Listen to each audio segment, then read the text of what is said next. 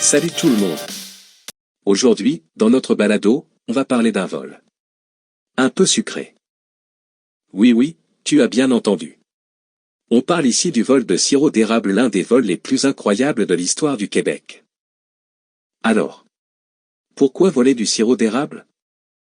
Eh bien, ce n'est pas juste parce que c'est délicieux sur les crêpes. Le sirop d'érable, c'est très précieux. C'est un peu comme de l'or liquide. Le Québec produit plus de 70% du sirop d'érable dans le monde. Et pour protéger tout ce sirop, il y a une sorte de banque, la réserve stratégique de sirop d'érable. C'est là que les voleurs ont eu une idée. Entre 2011 et 2012, un groupe de personnes a réussi à voler plus de 9000 barils de sirop, ce qui vaut des millions de dollars. Leur but?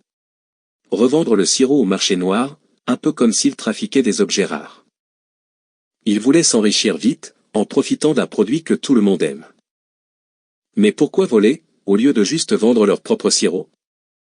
Parce que le sirop est contrôlé au Québec. C'est un peu comme s'il y avait des règles très strictes, tu ne peux pas en vendre comme tu veux. Certains producteurs n'étaient pas contents de ce système. Et les voleurs pensaient que c'était injuste. Alors, ils ont pris les choses en main. Mais de la mauvaise façon. Finalement, ils ont été attrapés.